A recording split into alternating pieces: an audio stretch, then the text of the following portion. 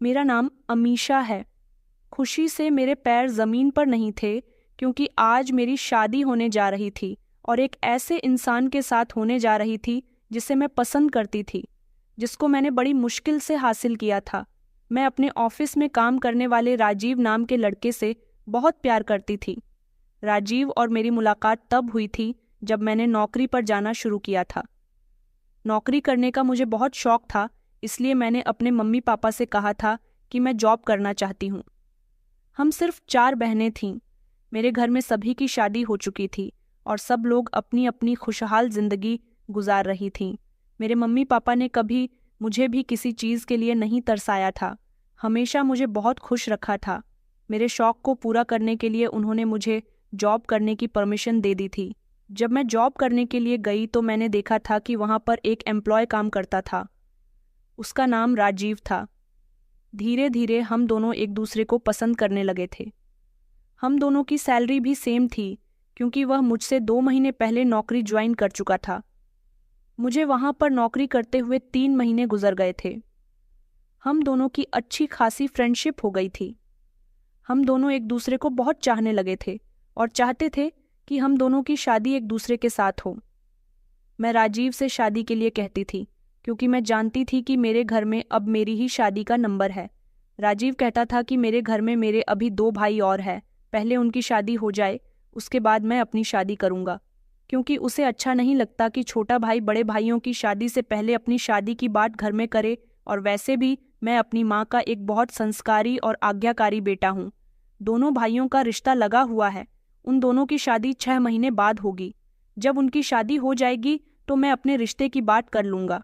उस समय मेरे लिए रिश्ते की बात करना बिल्कुल ठीक होगा। राजीव की बात से मैं भी सहमत थी। जब माँ अपने घर में आई तो मुझे पता चला कि मेरे पेरेंट्स भी मेरे लिए रिश्ता देख रहे हैं। मैंने अपने पेरेंट्स से कहा था कि मैं अभी शादी नहीं करना चाहती, मैं अभी कुछ टाइम और जॉब करके अपना शौक को पूरा करना चाहती हूँ। मगर मेरे पेरेंट्स कहने लगे कि अब तुम्हें जॉब करते हुए 3 महीने गुजर गए और वैसे भी हमने तुम्हारे लिए जिस लड़की को पसंद किया है वह बहुत खुले आज़ाद माहौल का है। उसके घर में तुम्हें किसी तरह की रोक टोक का सामना नहीं करना पड़ेगा। वो लोग तुम्हें जॉब करने की भी परमिशन देंगे। अपने पेरेंट्स की बात सुनकर मुझे खामोश होना पड़ गया था, क्योंकि अब मैं अपनी जॉब का भी बहाना नहीं कर सकती थी। मेरे पेरेंट्स चाहते थे कि 6 महीने के अंदर अंदर मेरी शादी हो जाए। मैं चाहती थी कि 6 महीने किसी तरह से पूरे हो जाएं और राजीव के भाइयों की जैसे ही शादी हो उसके बाद राजीव अपनी फैमिली से मेरे बारे में बात करे। लेकिन ऐसा पॉसिबल नहीं हो रहा था। हम दोनों बहुत परेशान हो गए थे। एक दिन मैं ऑफिस से आकर बहुत रोने लगी थी क्योंकि मेरे मम्मी पापा ने मुझे बताया था कि उन्होंने मेरी इंगेजमेंट की डेट फिक्स कर दी है। जब उन्होंने मुझे रोता हुआ देखा तो वो लोग बहुत परेशान हुए और कहने लगे कि तुम किस बात के लिए रो रही हो। तो मैंने उनको पूरी बात बता दी थी, क्योंकि अब मैं उनसे कुछ भी नहीं छुपा सकती थी। वह मेरी मर्जी के खिलाफ जाकर मेरी इंगेजमेंट करवा रहे थे। जब उनको पूरी बात पता चली तो मेरे पापा ने मुझे गले से लगा लिया और कहने लगे कि बेटा, अगर तुम अपनी मर्जी हमें पहले बता देती तो शायद हम तुम्हारा रिश्ता इस लड़के के साथ तय न करते। अच्छा ठीक है, तुम हमें उस लड़के के बारे में बताओ जिसे तुम पसंद करती हो। मैंने राजीव का फोटो अपने मम्मी पापा को दिखाया तो उनको राजीव बहुत पसंद आया था। उन्होंने कहा था कि हम एक बार राजीव से मिलना चाहते हैं। मैंने राजीव से बात करके उससे कहा था कि वह मेरे पापा से बात कर ले। मेरे पापा उससे मिलना चाहते हैं। राजीव मेरे पापा से मिलने के लिए तैयार हो गया था। उसने मेरे पापा से मिलकर बात की थी कि वह अभी मेरे बारे में अपनी फैमिली से बात नहीं कर सकता। राजीव से मिलकर और राजीव के बारे में सब कुछ जानकर मेरे पापा बहुत खुश तो हुए थे, मगर मेरे पापा का कहना था कि अभी उसकी सैलरी बहुत कम है। हमें लगता है कि वह अपनी सैलरी से तुम्हारे साथ गुजारा नहीं कर सकता। मगर मैंने अपने पापा को भरोसा दिलाया था कि मैं राजीव के साथ जैसे तैसे गुजारा कर लूंगी। फिलहाल मेरा रिश्ता जहां पर मेरे पेरेंट्स ने लगाया था वहां से ख़त्म कर दिया था और अब मैं बहुत खुश थी कि राजीव के भाइयों की जैसे ही शादी हो जाएगी वह अपने घर पर मेरे बारे में बात करेगा। जैसे तैसे 6 महीने गुजर गए थे और राजीव ने जब अपने मम्मी पापा से मेरे बारे में बात की तो उन लोगों ने एक बड़ी ही अजीब बात कही थी। उन्होंने कहा था कि हमने तो तुम्हारे लिए पहले ही लड़की तलाश कर ली थी, मगर तुम्हें बताया नहीं था। राजीव यह बात सुनकर आग बबूला हो गया था। वह अपने पेरेंट्स पर बरसने लगा और कहने लगा कि मैं शादी करूंगा तो अमीशा से ही करूंगा। वह मुझे बहुत अच्छी लगती है, मैं उससे बहुत प्यार करता हूँ। मम्मी कहने लगी कि वह लड़की तुम्हारे साथ नौकरी करती है, वह इस घर की गृहस्थी को अच्छी तरह से नहीं संभाल सकती, क्योंकि नौकरी करने वाली लड़कियों का दिमाग हमेशा घर से बाहर ही होता है। उसने अपनी मम्मी को यकीन दिलाया था कि मैं उसके घर को अच्छी तरह से संभाल लूंगी और उसके पेरेंट्स की भी सारी जिंदगी सेवा करूंगी। बड़ी मुश्किल से राजीव के पेरेंट्स हम दोनों की शादी के लिए माने थे। राजीव के दोनों भाई अपनी अपनी पत्नियों को लेकर दूसरे घरों में शिफ्ट हो गए थे, क्योंकि उन दोनों ने अपने कारोबार से अपने अपने अलग घर बनाए थे। राजीव भी उस घर में अपने पेरेंट्स के साथ रहता था, इसलिए उसकी मम्मी चाहती थी कि राजीव की पत्नी ऐसी आए जो उन लोगों के साथ अच्छी तरह से एडजस्ट कर ले। और जब राजीव के दोनों भाइयों की शादी हुई थी तो यह बात पहले ही तय हो गई थी कि वह दोनों भाई शादी के 2 महीने बाद ही अपनी अपनी पत्नियों को लेकर दूसरे घरों में चले जाएंगे। राजीव के दोनों भाइयों का बिजनेस काफ़ी अच्छा था, जबकि राजीव मामूली सी नौकरी किया करता था। मगर मैंने सोच लिया था कि मैं तो राजीव से ही शादी करके रहूंगी। अब राजीव के घर में सिर्फ उसके पेरेंट्स और उसकी छोटी बहन थी। कुछ दिनों बाद राजीव की पूरी फैमिली हमारे घर पर मेरा रिश्ता लेकर आ गई थी। उसके घर के सभी लोगों को मैं बहुत पसंद आई थी। बस उसकी मम्मी को यही लगता था कि मैं नौकरी करने वाली लड़की उनके घर को अच्छे से नहीं संभाल सकूंगी। यह उनकी गलत फहमी थी, क्योंकि हर नौकरी करने वाली लड़की गलत नहीं होती। फिलहाल आज मेरी शादी का दिन था। मैं बहुत खुश थी। राजीव के साथ मेरी शादी होने जा रही थी। मैं उसके साथ अपनी जिंदगी की नई शुरुआत करने वाली थी। बारात मैरिज हॉल पर आ गई थी और सारी रस्में पूरी होने के बाद मुझे विदा करके मेरे पति के साथ भेज दिया जा रहा था। जब मैं अपनी ससुराल आई तो मैंने देखा कि मेरी ननद ने मेरा बहुत अच्छा स्वागत किया था। मेरी दोनों जेठानी भी वहां पर मौजूद थीं। मेरी दोनों जेठानियों को शादी के 2-3 दिन बाद ही अपने अपने घरों को वापस जाना था। वो लोग इस शादी से बहुत खुश थीं। अगर मूड किसी का खराब था तो वो थी मेरी सास। न जाने क्यों उन्हें मुझसे क्या दिक्कत थी। मैंने अपने पति से जब इस बारे में पूछा तो उन्होंने कहा कि तुम मम्मी पर ध्यान मत दो, उनको यही लगता है कि घर से बाहर निकलने वाली लड़कियों का कैरेक्टर ठीक नहीं होता। वो नौकरी करने के अलावा गृहस्थी के बारे में कुछ नहीं जानती। तुम फिक्र मत करो, धीरे धीरे तुम उनका दिल जीत लेना और वो ठीक हो जाएंगी। मुझे उम्मीद है कि तुम इस घर में सबका दिल जीत लोगी। मैंने अपने पति से वादा किया था कि मैं सबका बहुत ख्याल रखूंगी। राजीव के साथ मेरी शादी की पहली रात निकल चुकी थी। मेरी जिंदगी की नई शुरुआत हो चुकी थी। मेरी सास तो मुझसे ज़्यादा बातें नहीं करती थी, मगर ससुर बहुत अच्छे थे। मेरे ससुर को मेरे पति ने किराना स्टोर करवा दिया था, जो हमारे घर से थोड़ी ही दूरी पर बना हुआ था। मेरे ससुर मुझे अपनी बेटी की तरह ही समझते थे। मेरी नंद बहुत अच्छी थी, मेरा बहुत ख्याल रखती थी। उसका नाम रिंकी था। रिंकी सिर्फ 18 साल की थी। हम दोनों एक दूसरे के साथ बहुत खुश रहते थे। मैंने अपनी सास से कहा था कि वह घर का कोई काम ना किया करे, घर के सारे काम मैं ही किया करती थी। मेरे ससुर हमेशा मेरी सास से कहते थे कि देखो बहू कितनी अच्छी है, उसने घर की सारी जिम्मेदारी को संभाल लिया है, तुम्हें तो अब सारा दिन कोई भी काम नहीं करना पड़ता। मेरी सास मेरे ऐसे बिहेवियर से खुश तो बहुत होती थी, मगर अपनी जुबान पर मेरी तारीफ लाना नहीं चाहती थी। मेरी ननद सारा दिन मेरे साथ काम में लगी रहती थी और हम मिल बांट कर घर के सारे काम कर लिया करते थे। मेरे पति ने जब देखा कि मेरे आने के बाद घर का माहौल बहुत खुशी भरा हो गया तो मेरे पति भी बहुत खुश होते थे। मेरी ज़िंदगी तो राजीव के साथ बहुत अच्छी गुजर रही थी। मेरी एक दोस्त थी निशा, जो मेरी शादी पर भी आई थी और उसने मेरी बहुत तारीफ़ की थी। निशा की इंगेजमेंट हो चुकी थी, उसकी शादी में अब भी समय था।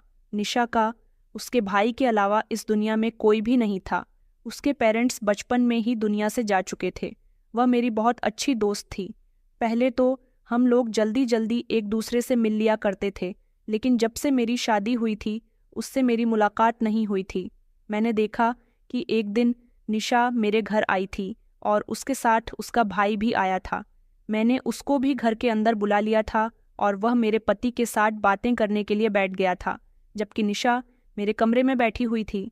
उसी समय मेरे कमरे में मेरी ननद आ गई और वह भी निशा को देखकर बहुत खुश हो रही थी। उसने निशा से बहुत अच्छी जान पहचान बढ़ा ली थी। मेरी दोस्त निशा कहने लगी कि तुम्हारी नंद तो बहुत अच्छी है। मैंने कहा था कि हाँ, मेरी नंद मेरे साथ दोस्तों की तरह ही रहती है। थोड़ी देर बैठकर निशा और उसके भाई हमारे घर से चले गए थे। मैं बड़ी हैरान थी कि निशा कई बार मेरे मायके भी मुझसे मिलने के लिए आई थी और हम दोनों भी एक दूसरे के साथ घूमना फिरना करते थे। तब तो कभी निशा अपने भाई को अपने साथ नहीं लेकर आई थी, तो आज मेरी ससुराल में उसके भाई का यहाँ आना मुझे कुछ खटक सा रहा था। ना जाने क्या बात थी। फिर मैंने इस बात को इग्नोर किया और मैं अपनी ननद को आवाज़ लगाने लगी। रिंकी शायद कमरे के अंदर कुछ कर रही थी, उसे मेरी आवाज़ नहीं जा रही थी। रिंकी ने और मैंने खाना नहीं खाया था, जबकि हम लोग बाकी सबको खाना दे चुके थे। मैं ज़्यादातर रिंकी के साथ ही खाना खा लिया करती थी, क्योंकि मेरे पति लेट नाइट घर आते थे। आज संडे था, इसलिए वो घर में ही मौजूद थे। मैं रिंकी के कमरे में गई तो देखा कि वह मोबाइल में बहुत बिजी थी। न जाने वह मोबाइल में क्या कर रही थी। उसके चेहरे पर एक मुस्कुराहट थी। मैंने जब उसके कमरे में जाकर उसे आवाज़ लगाई तो उसने घबराकर मुझे देखा था और झट से मोबाइल नीचे कर दिया था। मैंने कहा कि रिंकी आओ, हम दोनों खाना खा लेते हैं, तो वह मेरी बात सुनकर जल्दी से अपना मोबाइल कमरे में ही छोड़ डालकर मेरे साथ खाना खाने के लिए आ गई थी। बस उसी दिन के बाद से ही मैंने अपनी नंद के अंदर बहुत बदलाव देखे थे। न जाने मेरी नंद को क्या हो गया था, वह पहले से भी ज़्यादा खुश रहने लगी थी। कुछ दिन गुजरे थे कि फिर से निशा और उसका भाई हमारे घर आ गए। मैंने निशा से पूछा था कि तुम अपने भाई के साथ ही हर जगह जाती हो क्या?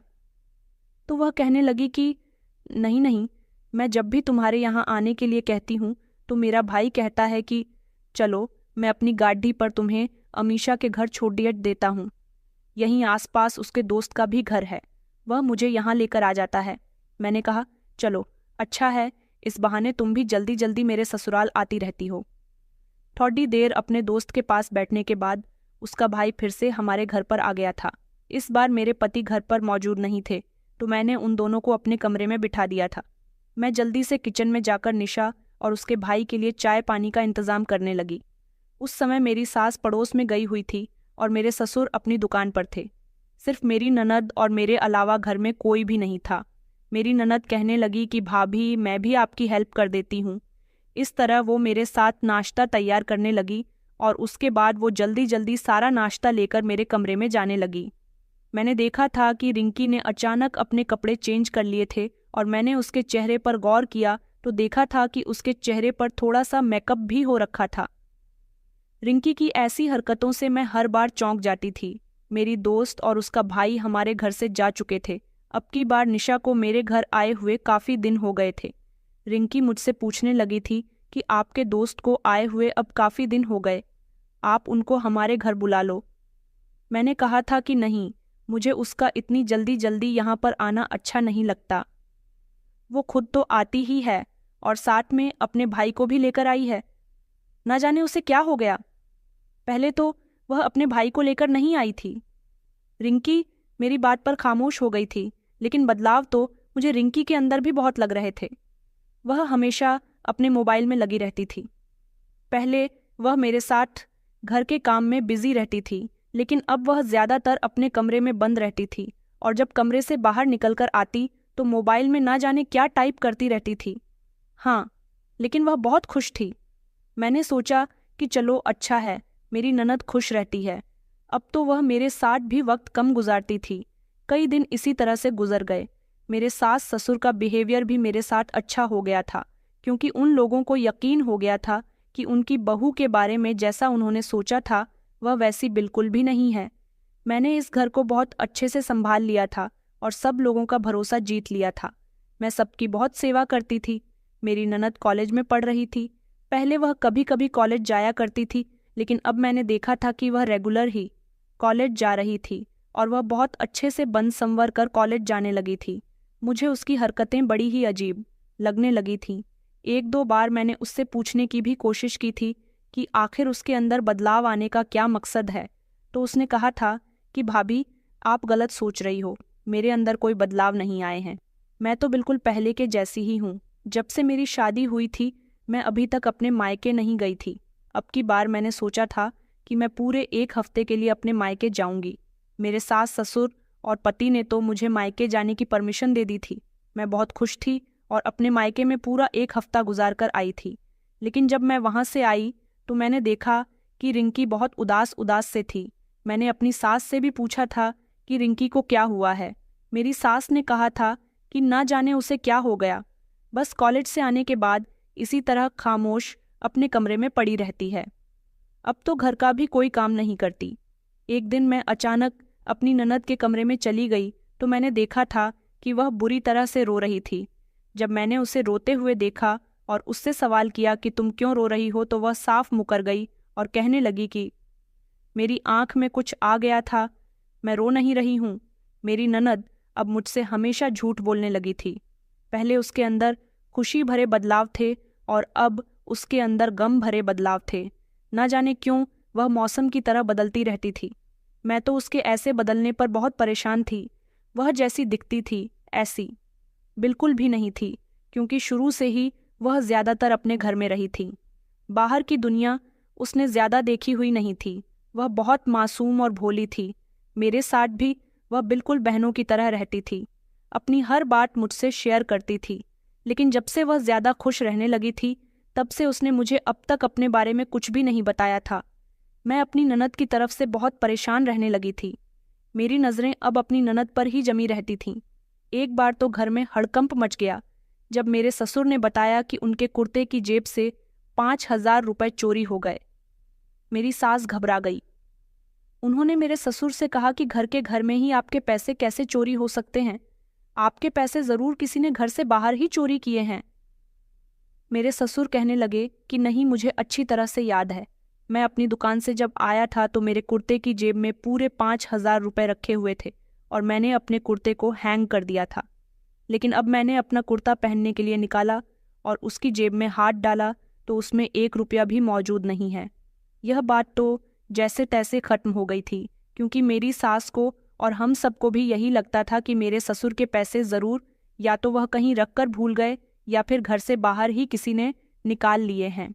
लेकिन 2-3 दिन बाद मेरा यह शक भी दूर हो गया था, क्योंकि मेरे पति के वॉलेट से भी पैसे चोरी हो गए थे और मेरे पति का भी यही कहना था कि वह ऑफिस से जब घर आए थे तब उनके पर्स में 20,000 थे। लेकिन अब जब वह वॉलेट चेक कर रहे हैं तो उनके वॉलेट में सिर्फ 100 का नोट पड़ा हुआ है। हम सारे ही घर वाले इस बात से बड़े हैरान हो रहे थे कि आखिर घर के घर में से ही हम लोगों के पैसे निकलकर कहाँ जा रहे थे। मेरी ननद ही ना जाने कहाँ खोई खोई रहती थी। अब हम लोगों को अपने पैसे अपने ही घर में बहुत संभल कर रखने पड़ रहे थे। एक रात अचानक से मेरे पेट में बहुत तेज दर्द होने लगा। बेचैनी की वजह से मुझे नींद नहीं आ रही थी और मैं अपने कमरे में इधर से उधर टहलने लगी। फिर मैंने सोचा कि कमरे से बाहर निकलकर टहल लेती हूँ, कभी मेरे पति की नींद खराब हो। मैं धीरे धीरे कमरे का दरवाज़ा खोलकर आंगन में आ गई थी, लेकिन अचानक मेरी नज़र मेरी ननद की तरफ गई। यह देखकर मेरे होश उड़ गए थे कि मेरी ननद के हाथ में पैसे थे और वो मेरे सास ससुर के कमरे से निकल रही थी। रिंकी ने जैसे ही मुझे बाहर देखा तो वो बहुत घबरा गई और उसने पैसे अपने दुपट्टे की आड़ में कर लिए। मैंने कहा कि रिंकी, तुम इस समय क्या कर रही हो? सोई नहीं हो अभी तक? तो वो कहने लगी कि भाभी, मुझे नींद नहीं आ रही थी, तो मैंने सोचा कि मैं मम्मी पापा के कमरे में जाकर कुछ देर बैठ जाती हूँ। मैंने कहा, तुम्हें तो पता है कि इस टाइम सब लोग सो रहे होते हैं। तो वो घबराती हुई आवाज़ में कहने लगी कि जी, मुझे लगा कि जैसे मैं जाग रही हूँ इसी तरह मेरे मम्मी पापा भी जाग रहे होंगे। यह कहकर और मुझसे नज़रें चुराकर वो अपने कमरे में चली गई थी। अब मैं समझ गई थी कि आखिर घर में पैसे कौन चोरी कर रहा था। मैंने सोच लिया था कि सुबह मैं अपनी ननद की शिकायत सब लोगों के सामने ज़रूर करूँगी और उससे भी पूछूंगी कि आखिर वो मेरे सास ससुर के कमरे से पैसे क्यों निकाल कर ला रही थी। मैं दवाई खाकर सो गई थी। मुझे सुबह होने का इंतज़ार था, लेकिन मैं नहीं जानती थी कि अगली सुबह मेरे लिए कितनी खतरनाक साबित होने वाली है। मैंने तो सोचा था कि मैं अपनी नंद की सच्चाई सामने लेकर आऊंगी, मगर मेरी ननद ने तो उल्टा मुझ पर ही वार कर दिया था, क्योंकि सुबह मेरी नंद मेरी सास से मेरी शिकायत कर चुकी थी कि रात मैंने भाभी को देखा था, वो आपके कमरे से पैसे चोरी करके निकल रही थी। क्योंकि सुबह सवेरे मेरी सास को पता चला था कि उनके पर्स से पैसे चोरी हो गए। जब मेरी सास इस बात का हंगामा करने जा रही थी और इस बारे में सबसे पहले उन्होंने अपनी बेटी को बताया, तो उसने सारा इल्ज़ाम मुझ पर लगा दिया था। उसने कहा था कि उसने खुद मुझे अपनी आंखों से उनके कमरे से निकलते हुए देखा। मेरी सास ने अपनी बेटी की बात पर यकीन कर लिया था और उन्होंने मेरे पति से मेरी शिकायत की। सुबह सुबह ही घर में एक नए हंगामे ने जन्म ले लिया था। मेरी सास चिल्ला चिल्ला कर कह रही थी कि जिस दिन से यह घर में आई है उसी दिन से हमारे घर में पैसे चोरी हो रहे हैं। मैं अपने पति से कहने लगी कि मम्मी जी झूठ बोल रही हैं। मेरी सास कहने लगी कि रिंकी ने खुद तुम्हें अपनी आंखों से देखा है। रात के समय तुम जाग रही थी और हमारे कमरे का दरवाज़ा खुला हुआ देखकर तुम पैसे ही चोरी करके ले गई। मैंने अपने सास से कहा कि नहीं नहीं, रिंकी झूठ बोल रही है। मेरे पति ने भी यही कहा कि अमीशा को पैसे चोरी करने की क्या ज़रूरत है, अमीशा के पास तो पहले ही काफ़ी पैसे रहते हैं। मेरी सास कहने लगी कि तू नहीं जानता ऐसी लड़कियों को, जब यह नौकरी करती है तो इन्हें सुकून रहता है। अब तेरी पत्नी नौकरी नहीं करती ना, इसलिए उसे तेरे दिए हुए पैसे कम लगते होंगे, तभी तो उसने चोरी करनी शुरू कर दी। मैं रो रो कर कह रही थी कि रिंकी मुझ पर इल्ज़ाम लगा रही है, मगर मेरी सास का यही कहना था कि पैसे तुम ही चोरी करती हो, क्योंकि हमारे घर में कभी पैसे चोरी नहीं हुए। मेरे ससुर कहने लगे कि बहू, मुझे तुमसे ऐसी उम्मीद नहीं थी। मेरी नन्ही झूठ बोलकर मुझे सबकी नज़रों में शर्मिंदा कर दिया था, लेकिन मेरे पति को अभी भी इस बात पर यकीन नहीं आ रहा था। यह हंगामा थमा तो मेरे ऑफिस में, यह हंगामा थमा तो मेरे पति ऑफिस चले गए थे, मेरे ससुर भी दुकान पर चले गए थे। मेरी सास थी कि मुझे बात बात पर चोरनी होने के ताने दे रही थी। मुझे अपनी ननद पर बहुत गुस्सा आ रहा था। मैं झट से अपनी ननद के कमरे में गई और जाकर उससे दो टूक अंदाज में बात की। मैंने कहा, यह तुम्हारी क्या हरकत है? मैं अच्छी तरह से जानती हूँ कि कल रात पैसे मैंने चोरी नहीं किए, बल्कि तुमने चोरी किए थे। मैंने तुम्हें मम्मी पापा के कमरे से निकलता हुआ देखा था और तुम्हारे हाथ में पैसे भी देखे थे। इससे पहले मैं तुम्हारी उनसे शिकायत करती, तुमने मुझ पर ही चोरी का सारा इल्ज़ाम लगा दिया। मुझे तुमसे ऐसी उम्मीद बिल्कुल भी नहीं थी रिंकी, मैं तुम्हें कभी माफ़ नहीं करूँगी। तुमने मुझे मेरे ससुराल वालों की नज़रों में गलत साबित कर दिया। ये कहते हुए मेरी आंखों में आंसू आ गए थे। मैं रोने लगी थी। रिंकी मुझे तसल्ली देने के लिए मेरी तरफ बढ़ी तो मैंने उसे झटक दिया और कहा कि मुझसे दूर रहो। मैं तो तुम्हें बहुत अच्छा समझती थी, अपनी दोस्त समझती थी, मगर मुझे नहीं पता था कि तुम इतनी चालाक निकलोगी। मेरा ऐसा कहना था कि रिंकी फूट फूट कर रोने लगी और कहने लगी कि भाभी, मुझे माफ़ कर दो, मुझसे बहुत बड़ी गलती हो गई। अगर मैं इल्ज़ाम आप पर न लगाती तो आप मेरी शिकायत मम्मी पापा से कर देती। रिंकी की बात सुनकर मैंने उसे चौंक कर देखा था। मैंने कहा, इसका मतलब तुमने जानबूझकर यह सब कुछ किया था। तुम मुझे बताओगी कि आखिर तुम्हें अपने ही घर में चोरी करने की क्या ज़रूरत पड़ गई है? रिंकी बहुत बुरी तरह से रो रही थी और कहने लगी कि भाभी, मैं बहुत बड़ी मुसीबत में फंस गई हूँ। प्लीज़ आप मुझे माफ़ कर देना। मैं आपको यह सब कुछ बताना तो नहीं चाहती, लेकिन मैं आपकी नज़रों में भी गलत नहीं बनना चाहती। मैंने रिंकी से कहा था कि अच्छा ठीक है, मुझे तुम बताओ कि क्या बात है। उसने मुझसे वादा लिया कि मेरी बात सुनकर आप गुस्सा नहीं होना और प्लीज़ मुझे माफ़ कर देना। मैं एक बहुत बड़ी परेशानी से गुजर रही हूँ। मैंने उसे तसल्ली दी और कहा कि तुम मुझे बताओ कि क्या बात है। फिर उसने मुझे एक ऐसी बात बताई जिसे सुनकर मेरे होश उड़ गए थे। रिंकी ने मुझे बताया कि मैं एक लड़के से प्यार करती हूँ। मैं उसकी मोहब्बत में इतनी दीवानी हो गई थी कि मुझे उसके अलावा कुछ नज़र नहीं आता था। पहले मेरी उससे काफ़ी दिनों तक मैसेज से बात होती रही, फिर धीरे धीरे हम दोनों ने कॉल पर बात करनी शुरू कर दी और उसके बाद हम दोनों ने एक दूसरे से मिलना भी शुरू कर दिया था। मैं कॉलेज के बहाने उससे मिलने जाती थी। एक दिन उसने मेरे साथ अपने फ़ोटो क्लिक कर लिए और कहने लगा कि मैं तुम्हारी फ़ोटो अपनी बहन को दिखाना चाहता हूँ। एक दिन उसने मुझसे कहा था कि अच्छी तरह से तैयार होकर आना, मैं तुम्हें अपनी बहन से मिलवाना चाहता हूँ ताकि वह हम दोनों का रिश्ता तय कर सके। मैं अच्छी तरह से तैयार होकर चली गई थी।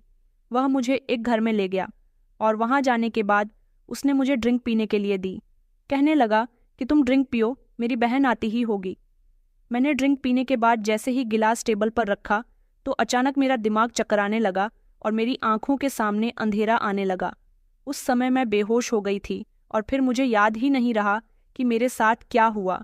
जब मुझे होश आया तो मैंने देखा कि वहां पर कोई भी मौजूद नहीं था। मेरी समझ नहीं आ रहा था कि मेरे साथ क्या हुआ है। मैं बार बार उसको आवाज़ लगा रही थी मगर वह मुझे कहीं भी नजर नहीं आया। मैं बहुत घबरा गई। मैंने जल्दी से अपना बैग उठाया और मैं वहां से वापस आ गई थी। उस दौरान आप अपने मायके गई हुई थीं। मैं गहरी सोच में बैठी हुई थी जब अचानक मेरे मोबाइल पर एक नोटिफिकेशन आया। मैंने देखा तो मेरे पास उसके नंबर से एक वीडियो आया था। मैंने वीडियो जैसे ही खोलकर देखा तो मेरे पैरों तले से ज़मीन निकल गई थी, क्योंकि उस वीडियो में मैं बेहोश पड़ी हुई थी और मेरे शरीर पर कपड़े भी नहीं थे। मेरे शरीर के एक एक अंग की वीडियो बनी हुई थी और वह वीडियो मैं बड़ी गौर से देख रही थी। मेरी आंखों से आंसू निकल रहे थे कि जिस पर मैं इतना भरोसा करके उससे मिलने गई थी, उसने मेरे साथ ये सब कुछ किया। मैंने उसे कॉल किया और कॉल करके कहा कि तुम बहुत ही घटिया इंसान हो, मैं तो तुमसे प्यार करती थी, तुमने मेरे साथ यह अच्छा नहीं किया, जल्दी से वीडियो डिलीट कर दो। तो वह कहने लगा कि यह वीडियो डिलीट नहीं होगी। अगर तुमने कोई होशियारी दिखाने की कोशिश की तो मैं यह वीडियो वायरल कर दूंगा, और तुम जानती हो कि यह वीडियो वायरल होने से तुम्हारी कितनी बदनामी होगी। मैंने उससे कहा, तुम क्या चाहते हो, प्लीज़ मेरी वीडियो डिलीट कर दो। तो वह कहने लगा कि मुझे पैसों की ज़रूरत है, तुम मुझे पैसे देती रहो, मैं तुम्हारी वीडियो डिलीट कर दूंगा। उस दिन के बाद से उसने मुझे ब्लैकमेल करना शुरू कर दिया। कभी वह मुझसे 5,000 रुपये मांगता था, तो कभी 20,000 मांगता था, तो कभी 40,000। मेरे पास से जब पैसे खत्म हो गए तो मैंने घर में ही चोरी करनी शुरू कर दी। आखिर मैं उसे पैसे कहाँ से लाकर देती? मैं किसी को इस बारे में बता भी नहीं सकती थी कि मैं उससे मिलने के लिए गई थी। घर वाले मेरे बारे में क्या सोचते कि जिन्होंने मुझ पर इतना भरोसा किया। मैंने किसी से प्यार करके उनके भरोसे को चकनाचूर कर दिया। रिंकी कहने लगी, इतने सारे पैसे लेने के बावजूद भी वह मुझे अभी तक ब्लैकमेल कर रहा है। रिंकी की बात सुनकर मेरी आंखों में आंसू आ गए थे। मैं उसे तसल्ली देने लगी। मैंने कहा कि तुम फिक्र मत करो, मैं तुम्हारी मदद करूंगी। बताओ कि वह लड़का कौन है और कहाँ रहता है। रिंकी फिर से रोने लगी और कहने लगी कि भाभी, मुझे माफ़ कर दो। वह लड़का कोई और नहीं बल्कि आपकी दोस्त निशा का भाई है। उसकी बात सुनकर तो मैं चौंक गई थी। मैंने कहा, निशा का भाई तुम्हारे साथ यह सब कर रहा है? तो वह कहने लगी कि हम दोनों ने एक दूसरे को आपकी शादी वाले दिन देखा था, तभी से ही उसकी नज़र मुझ पर पड़ गई थी और वह मुझे फॉलो करने लगा था। यही वजह है कि वह अपनी बहन के साथ बार बार यहाँ पर आता था और हम दोनों चोरी चुपके एक दूसरे से थोड़ी बहुत बात भी कर लिया करते थे। इसके बारे में ना कभी आपको पता चला और ना ही आपके दोस्त को। मैंने रिंकी से कहा कि रिंकी, तुमने कितनी बड़ी गलती कर दी है तुम्हें। इस बारे में मुझे तो बताना चाहिए था, तुमने उल्टा मुझ पर ही चोरी का इल्ज़ाम लगा दिया। रिंकी कहने लगी कि भाभी, मुझे माफ़ कर दो, प्लीज़ मुझे उस इंसान से बचा लो।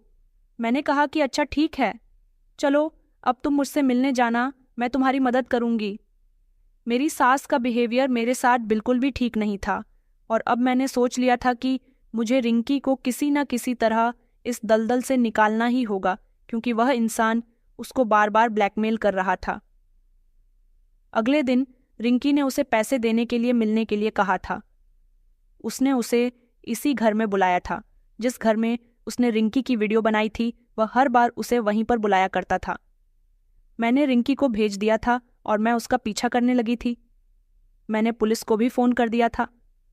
रिंकी उस घर के अंदर चली गई। मैं भी चोरी चुपके वहाँ चली गई थी। रिंकी ने उसे पैसे दिए और वह रोते हुए कहने लगी कि अब तो मेरी वीडियो डिलीट कर दो, मैं तुम्हें अब तक ना जाने कितने पैसे दे चुकी हूँ। तो वह कहने लगा कि ऐसा नहीं हो सकता, अभी तो मुझे तुमसे काफ़ी बिजनेस करना है, काफ़ी सारे पैसे इकट्ठे करने हैं, मेरा तो यही काम है। मैं इसी तरह किसी न किसी लड़की को फंसा लेता हूँ और फिर उसकी वीडियो बनाने के बाद उसे ब्लैकमेल करता रहता हूँ। मेरी ननद कहने लगी कि तुम इतने गिरे हुए इंसान हो, मैं नहीं जानती थी तुम लड़कियों की मजबूरी का फ़ायदा उठाते हो, भगवान तुम्हें इसकी सज़ा ज़रूर देगा। जब मेरी ननद ने ऐसा कहा तो उसे गुस्सा आ गया और उसने मेरी ननद को थप्पड़ मारने के लिए जैसे ही अपना हाथ उठाया तो मैंने उसका हाथ पकड़ लिया। मुझे देखकर वो चौंक गया था। उसे लगा था कि हर बार की तरह रिंकी अकेले ही उससे मिलने के लिए आई होगी। मैंने उससे कहा कि बस बहुत हो गई तुम्हारी होशियारी, अब तुम्हारी यह होशियारी नहीं चलेगी। निशा का भाई निखिल जोर जोर से चिल्लाने लगा। मोबाइल उसकी जेब में था। हमें किसी भी तरह उसकी जेब से मोबाइल निकालना था। मैंने रिंकी को इशारा दिया और मैंने उसे जोरदार धक्का दे दिया। जब वह जमीन पर गिर गया तो मैंने जल्दी से उसे मजबूती से पकड़ लिया और मैं रिंकी से कहने लगी कि इसके पॉकेट से मोबाइल निकाल लो। रिंकी उसके पॉकेट से मोबाइल निकालने लगी। वह बहुत हाथ पैर मार रहा था।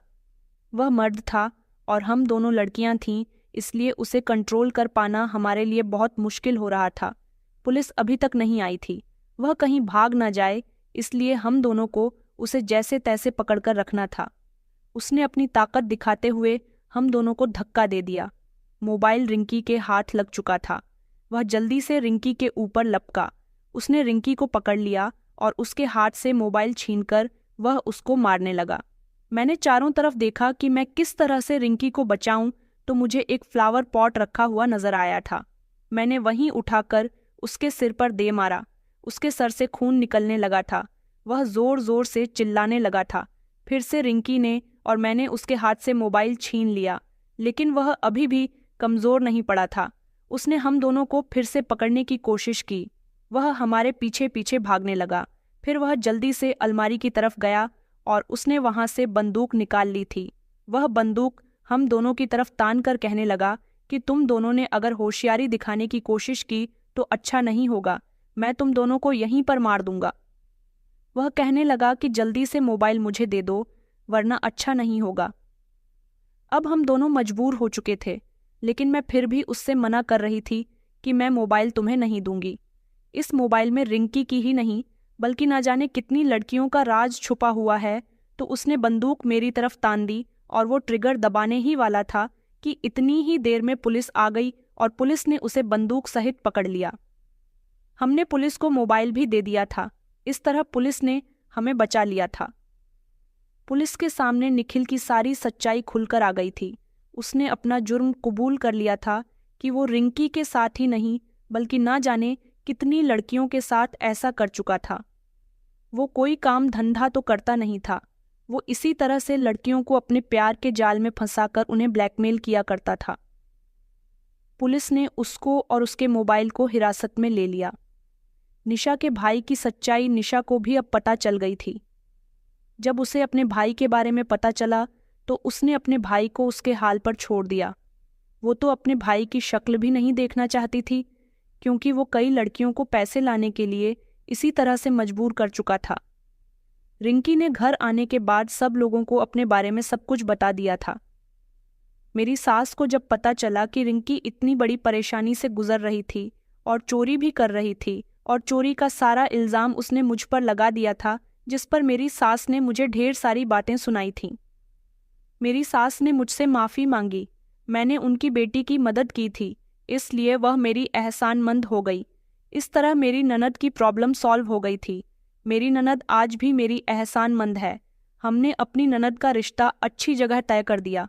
शायद यह सब कुछ मेरी मदद के बिना मेरी ननद के लिए करना इतना आसान नहीं होता। मैं सारी लड़कियों से यही कहना चाहूँगी कि हिम्मत दिखाइए और अपने लिए खुद स्टैंड लेना सीखिए, क्योंकि कुछ लोग ऐसे होते हैं जो आपकी मजबूरी का फ़ायदा काफ़ी हद तक उठा लेते हैं। उन लोगों को सज़ा दिलवाने का काम आपका है, इसलिए आप उनकी धमकी में आकर मजबूर ना हो, बल्कि कोई ऐसा प्लान बनाएं जिससे आप उन्हें कड़ी से कड़ी सज़ा दिलवा सके। मेरी ननद बहुत सीधी थी, इसलिए वो आसानी से निखिल के हाथों मजबूर हो रही थी। ऐसी ना जाने कितनी लड़कियां हैं जो लड़कों पर भरोसा करके उनकी शिकार बन जाती हैं। ज़रूरी नहीं है कि हर इंसान आपसे सच्चा प्यार करता हो, इसलिए किसी पर भी आंख बंद करके भरोसा ना करें। कुछ ऐसे भी दरिंदे होते हैं जो प्यार के नाम पर आपके साथ धोखा कर जाते हैं। सावधान रहे, अपना ख्याल रखें और ज़्यादा से ज़्यादा अपने आप को बचाने के लिए जुल्म के खिलाफ लड़ें। तो दोस्तों, कहानी पसंद आई है तो वीडियो को लाइक करें। चैनल पर नए हैं तो चैनल को सब्सक्राइब करें और नोटिफिकेशन को ज़रूर दबाएं ताकि अगली अपडेट सबसे पहले आपको मिले। धन्यवाद।